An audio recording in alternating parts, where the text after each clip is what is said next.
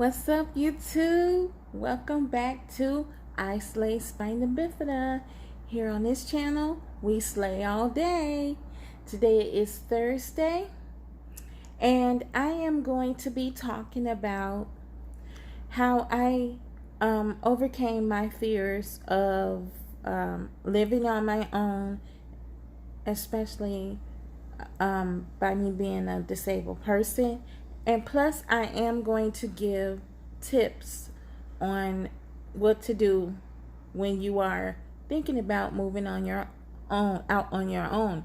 So, don't forget to like, subscribe, and share. Please share with anyone that you know who may be thinking about living on their own. They don't even have to have a disability. Maybe they have a little,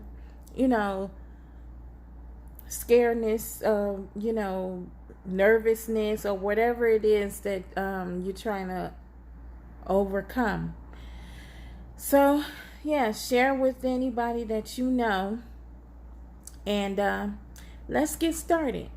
So, the first thing I did was I was basically looking for a place to live. The first time when I first moved out, and I really didn't think about trying to move closer to my family. I just took whatever that was available. And when I first moved out, I was kind of nervous and afraid as well. But what made me feel safe of living on my own the first time was when I decided, when I moved into this building, it had a 24-hour security, and they also had cameras. So that made me kind of feel safe, as well as there were a police station right across the street from where I used to live. And so I felt pretty secured, and it was okay for me. The only thing I would suggest is like I always tell people, I don't mean to preach to anybody, but this helps me a lot as well. If you are deep in your faith and you believe in Jesus Christ, you should always pray for protection and talk to your pastor, and ask the pastor to come bless the place that you decide to live in. That helps a lot too, to make you feel comfortable. So what I suggest is, when you are first living in your own place, first thing you want to do is find a place that is close to your loved ones. Because now I'm close to my loved ones. The old place I used to live, it wasn't close to my loved ones. But they was always coming to check on me anyway, every day. But yeah, I would find an apartment that is subsidized, and if you need it to be wheelchair accessible or what have you, or if you don't, and you just want to live somewhere where people are, and they're not too far from you.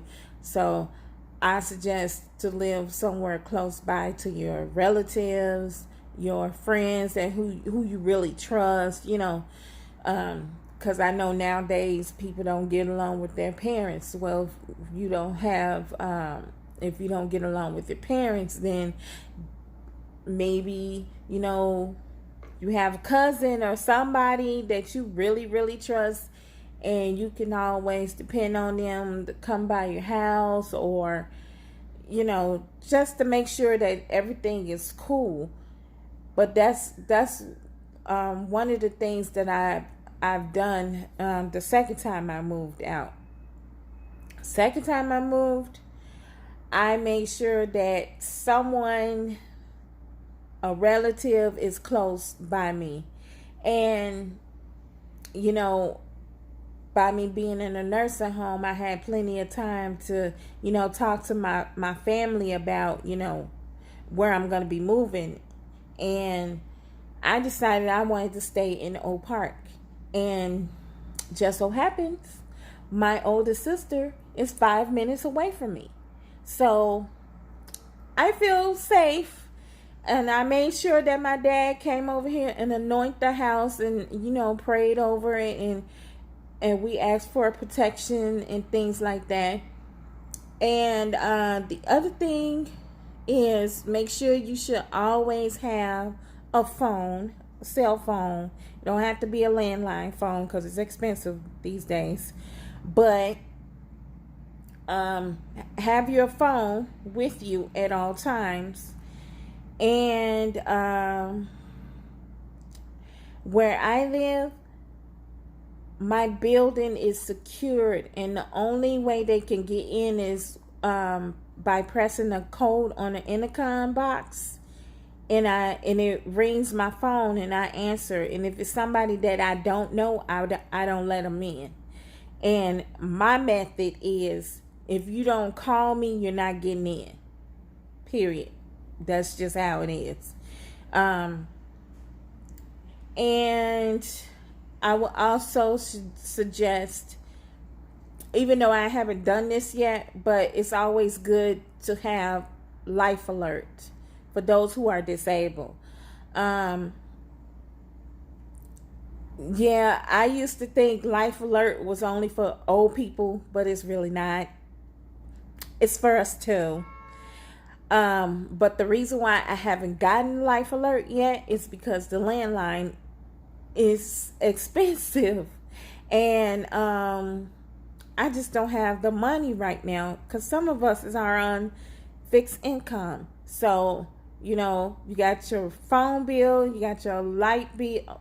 Well, some of us will have light bills to pay, and you got your rent. So if you don't have that much on fixed income, just keep a cell phone at all times. Keep it on you. Make sure it's charged up. And also, when you are going out by yourself, make sure you're going out during the day. Even though, there's danger everywhere, any time of the day. But most of the time, daytime is when you should get all your things done. And if you're going to go out at night, it's okay to have somebody with you at night if you don't want to be alone. I know I do, because, well, for one thing, I don't like being alone at night going out somewhere. And then the other thing is, I keep saying, my eyesight is not all that great.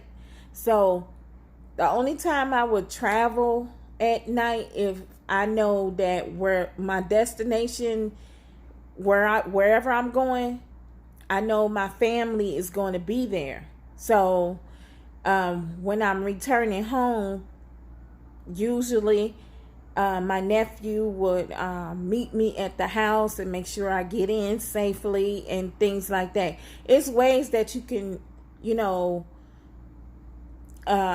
find safety. It's just, how you go about doing it. And another thing is, always carry mace with you, just for protection, because people around here is crazy. And it don't even matter what neighborhood you live in, you got a lot of people around that's crazy. So it's always a good thing to carry some protection around. Not saying that I'm okay with violence, but you need to protect yourself. So mace would be a good idea to carry in your purse or your pocket. And that's basically what I've always have done especially when I first moved out on my own. At the first time though, I was not thinking about the distance, and thankfully the second time I moved out, I thought about it and I was like, well, I want to be close to family so that way they'll know I'm okay. Another thing you need to do if you feel like, you're not safe is whenever you're going out, and I'm 41 and I still do it. I don't care. But I just need to let people know that I'm gone somewhere. And so they will know, if just in case, God forbid, something happens, then they know, like, oh, well, she said she went this, somewhere, she went to the mall, or she went to the movie with this person. Always let a person know that you are leaving out, and let them know what time you're coming back. It's not like, we're being treated like children, but it's just for a safety reason. This is a safety system for me, and it works for me all the time. I call my mother or my dad. I call anybody that's in my family that I know, I could trust or whatever. And I let them know, hey, I'm about to go somewhere and I'm taking my transportation is going to, pick me up and drop me off or whatever. And, and then I'll give them a specific time, like I should be back at this certain time, And if I'm not back, you can give me a call. Because sometimes when I get back home and been took my medication, I be knocked out. So then my mom would call like, oh, you didn't call me and let me know you was at home. Oh, I'm sorry, Mom, And yeah, I made it home at this time, I'm good. I'm okay. And then she'd be like, okay, But I don't want people to feel like that, they're feeling like they're kids because, you just calling to check in with your people just to let them know that you're okay. And so yeah, it's scary for the first time. It's okay to feel that way. It's okay to feel nervous. It's okay that you have all these thoughts in your heads like, what if this, what if this, and what if that.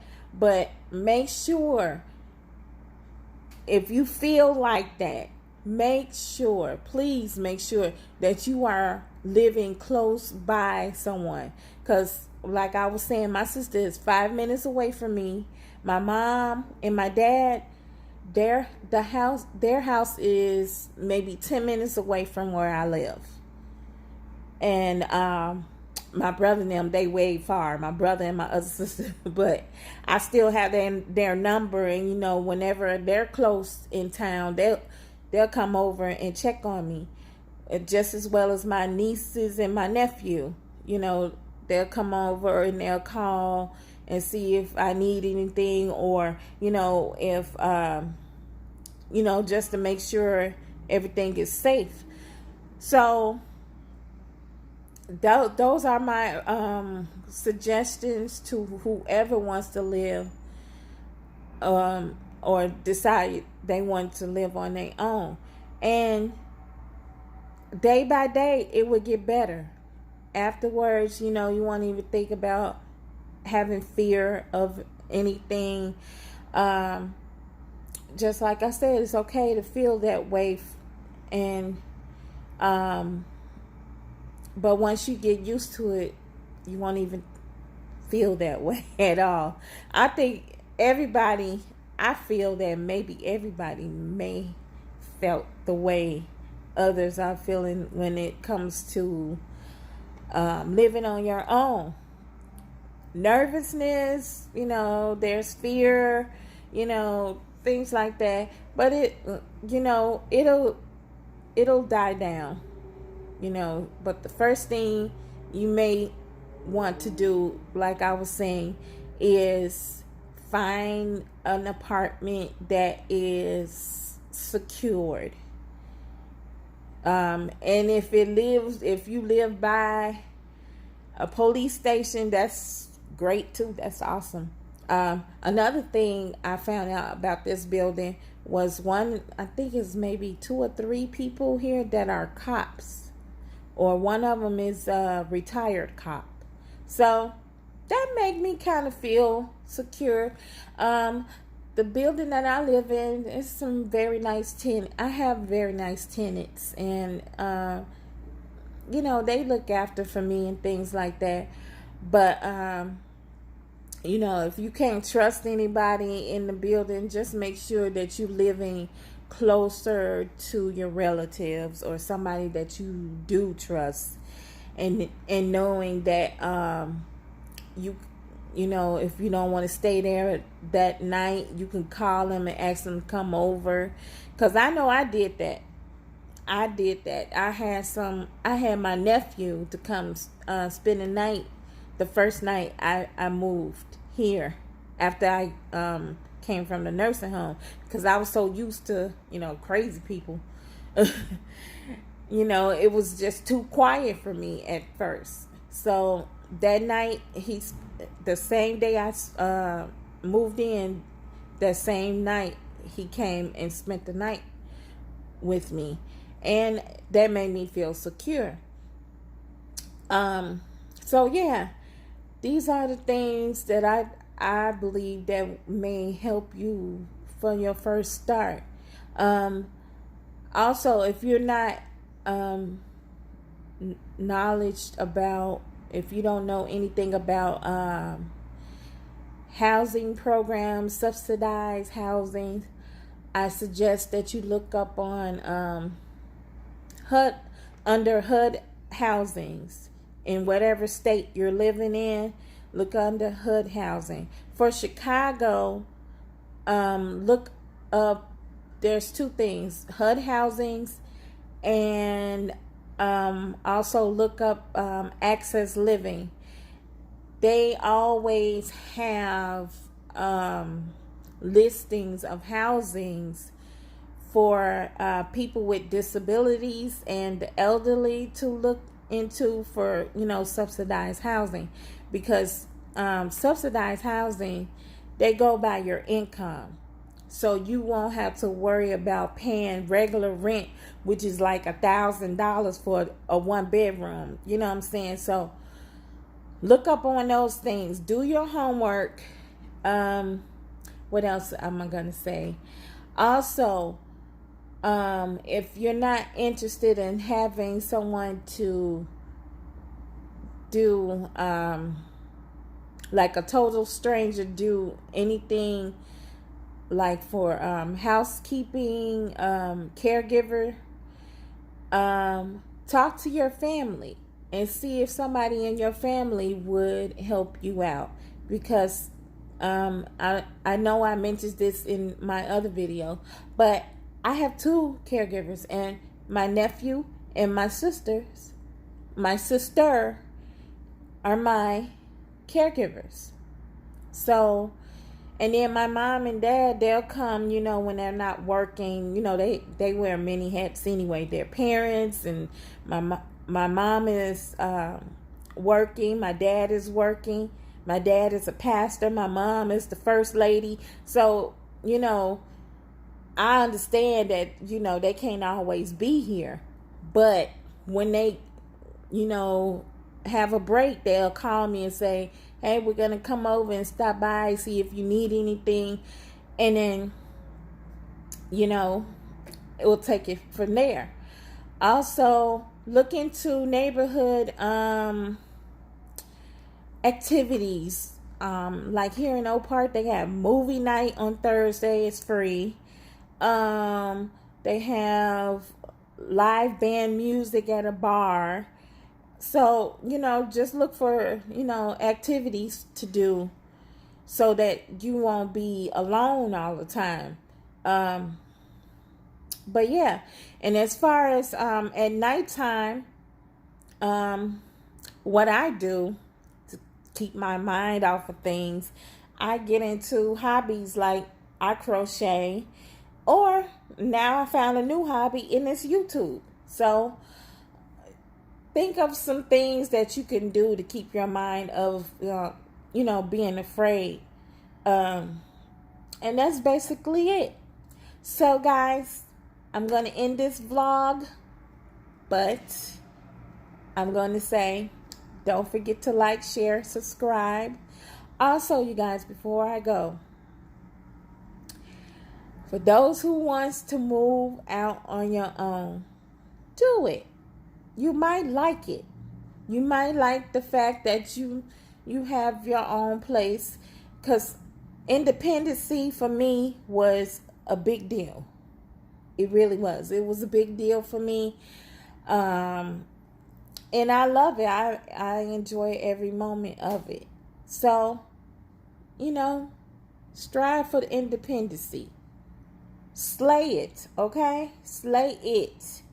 So, if you like this video, please comment down below. Share, subscribe, and you guys stay blessed. Always remember that I love you, but God loves you more. Bye. Mwah.